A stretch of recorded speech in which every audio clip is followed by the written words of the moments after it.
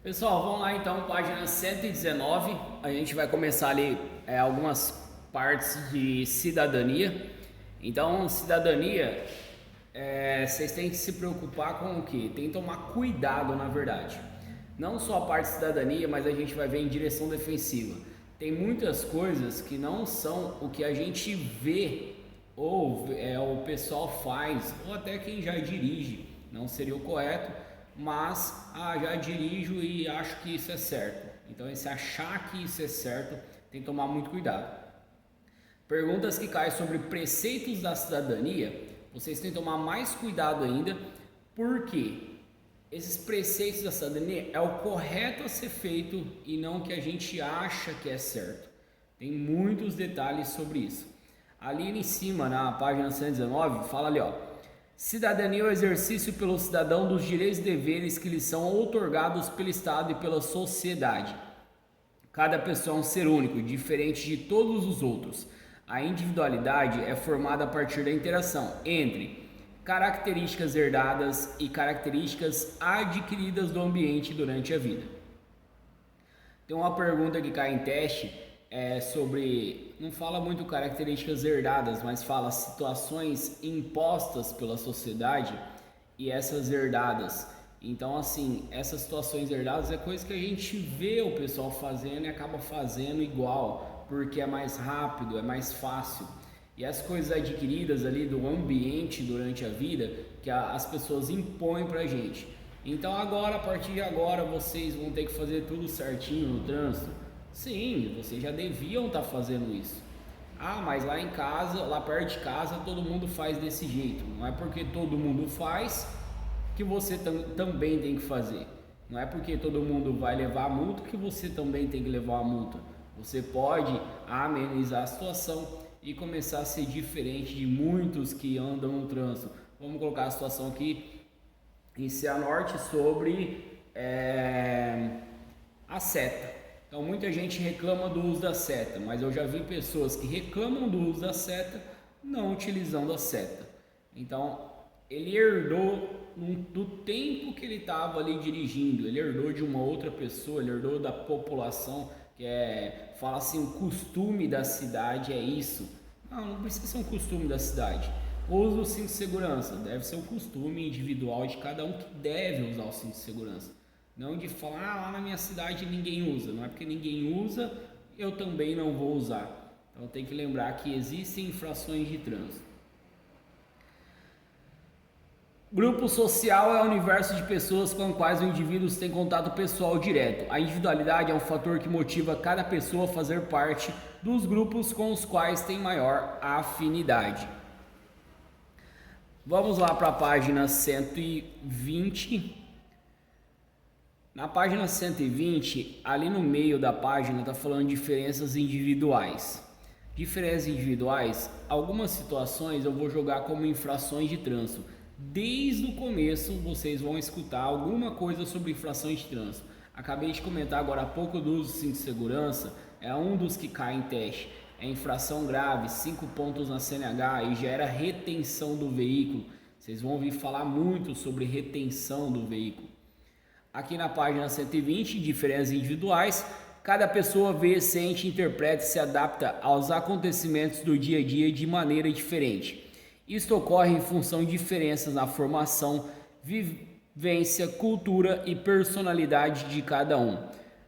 Por conter todos os tipos possíveis de indivíduos, o que é muito positivo, a sociedade se beneficia da diversidade que garante inovações e criatividade, fatores que contribuem para que não haja estagnação. Basta declararmos que, sobre determinado assunto, não existe mais nada a desenvolver, para que apareça alguém que é diferente, enxerga sobre outra ótica, vê pontos que haviam passado despercebidos anteriormente e novos conceitos existentes. Então sempre, qualquer coisa, tem alguém querendo mudar uma situação, às vezes para melhor.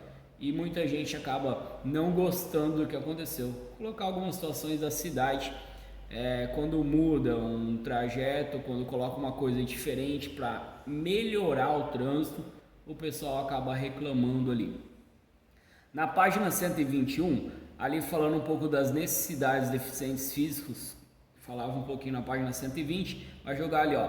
Para atender necessidades dessas pessoas e garantir seus direitos como cidadão, foram implementados no país leis como a de 10.098/00 e 13.146/15, leis da acessibilidade, que garantem às pessoas com deficiência o acesso a espaços públicos e privados sem restrição física ou de comunicação.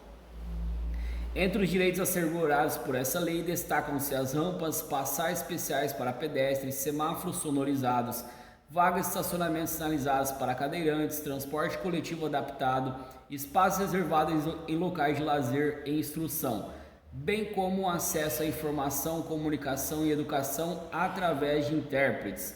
Os recursos audiovisuais com tradução em libras, as instituições que dispõem de equipamentos, recursos e serviços especializados para surdos, por exemplo, devem ser identificados através do símbolo internacional de pessoas com deficiência auditiva, conforme o modelo ao lado. Já que estamos falando sobre deficiente físico, vamos colocar já a situação do idoso também.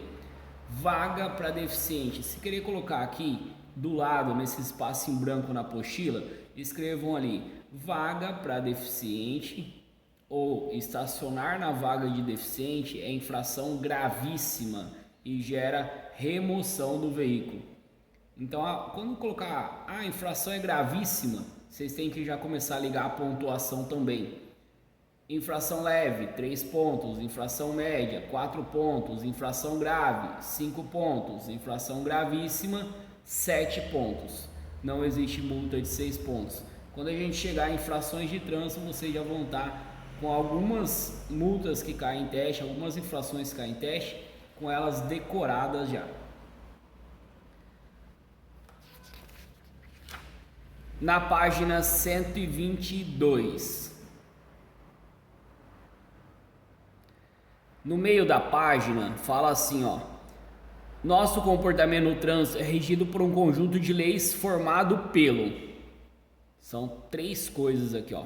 Então, o comportamento no trânsito é formado por um conjunto de leis formado ali pelo Código de Trânsito Brasileiro, decretos e resoluções complementares e portarias da autoridade de trânsito. Pode grifar essas 3 linhas. Nosso comportamento no trânsito é regido por um conjunto de leis formado pelo Código de Trânsito Brasileiro, por decretos e resoluções complementares e portarias da autoridade de trânsito. Aqui do lado está Código de Trânsito Brasileiro. Coloca entre parênteses a sigla CTB.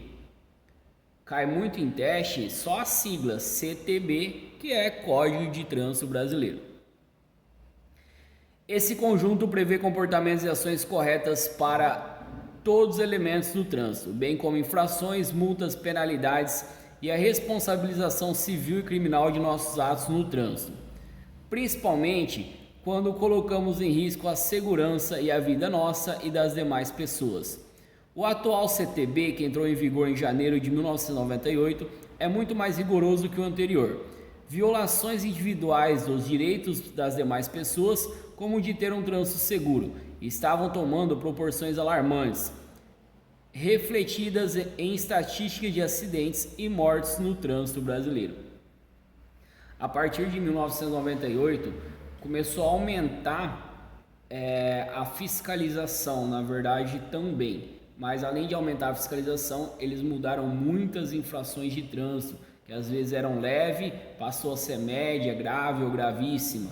Então foi aumentando ali tanto o valor das multas, quanto a fiscalização, quanto mudança ali de infrações de trânsito, de leve para média, de média para grave, de grave para gravíssima, de gravíssima com agravantes.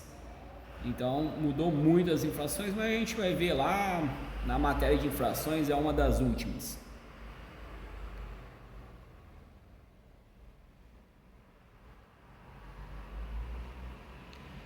Além de ser muito mais rigoroso, o atual CTB determina no capítulo 6º a educação para o trânsito. É um direito de todos, devendo ser promovido dos ensinos infantil, fundamental, médio e superior. A educação é a base para o cidadão reivindicar seus outros direitos em relação ao trânsito, como do esforço legal, fiscalização, e o da engenharia, vias seguras sinalizadas. Esses três elementos, combinados e executados de forma complementar e contínua, irão contribuir certamente, como já ocorreu em outros países, para tornar o trânsito brasileiro mais seguro, humano e funcional. A educação é fundamental, visto que, infelizmente, é no trânsito que algumas pessoas descarregam suas frustrações e problemas pessoais. No trânsito presenciamos diariamente desrespeito, provocações, demonstração de superioridade, agressividade e violência. São atos praticados principalmente por condutores aos quais cabe a maior parcela de responsabilidade na segurança do trânsito. O bom cidadão geralmente é também um bom motorista, pois as qualidades para ambos são as mesmas. Respeita as normas de trânsito, respeita os direitos das outras pessoas, preserva o meio ambiente, preserva o patrimônio público, é amigável, avisa e ajuda, age corretamente com civilidade, é cooperativo com todos os que estão no trânsito, cultiva bondade, tolerância e solidariedade. Entende que seus direitos, seus deveres são idênticos aos direitos alheios. É compreensivo com o erro dos outros, pois também erra. Abre mão de exigências próprias em favor do bem comum. Evita confrontos e comportamentos agressivos e compreende as limitações alheias.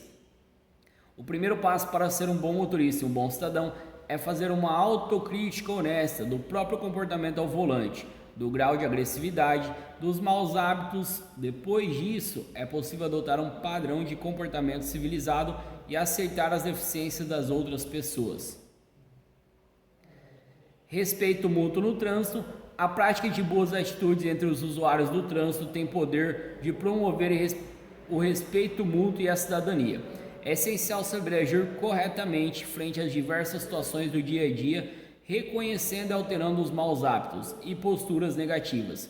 Para tanto, alguns valores devem ser considerados: respeito, princípio básico de qualquer relacionamento; flexibilidade, saber lidar com interesses distintos; bom senso, encontrar a melhor maneira de interpretar e resolver um problema ou situação; humildade, saber reconhecer os próprios erros; paciência, não tomar decisões precipitadas; equilíbrio, saber controlar o próprio temperamento; empatia, saber colocar-se no lugar do outro; receptividade, manter a mente aberta e demonstrar boa vontade; igualdade, tratar bem a todos, sem distinção; educação, cultivar boas maneiras sempre; persistência, utilizar esses valores diariamente sem desistir.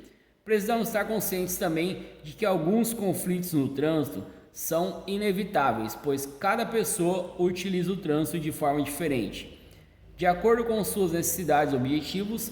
Além disso, muitas vezes mudamos de atitude e comportamento, dependendo dos diferentes papéis que desempenhamos no trânsito, como pedestres, condutores ou passageiros. Para evitar ou pelo menos amenizar as situações de conflito no trânsito, é importante que o condutor utilize algumas estratégias. Usar mensagens simples e diretas, sem dar margem para má interpretação. Ver sempre o lado positivo das coisas, para compreender o motivo de algumas atitudes incorretas dos outros motoristas. Agir sempre com bom senso, pensar muito bem antes de agir. Saber distinguir os momentos oportunos para agir com consciência e precisão. Não participar de brigas ou discussões. Se for inevitável, tentar acalmar os ânimos e voltar o quanto antes ao diálogo. Usar o veículo para a finalidade correta, nada de usá-lo para intimidar, provocar ou demonstrar posição social. Comunicação frente a frente, cuidar com a entonação de voz e as expressões, pois elas podem passar uma imagem diferente da que realmente se pretende. Afinal, quem convive muitas horas no trânsito precisa empenhar-se em proporcionar um ambiente de qualidade e, mais do que exigir dos outros, deve comprometer-se a fazer a sua parte. Isso depende de uma ação pessoal, consciente e determinada. Para um melhor convívio no trânsito, precisamos fazer uma sincera autoavaliação de atitudes frente às mais diversas situações e, em seguida, corrigir o que estiver incorreto. Apesar da tendência para para culpar os outros, é provável que os verdadeiros motivos estejam em nós mesmos. Até aqui a gente viu a parte da matéria de cidadania.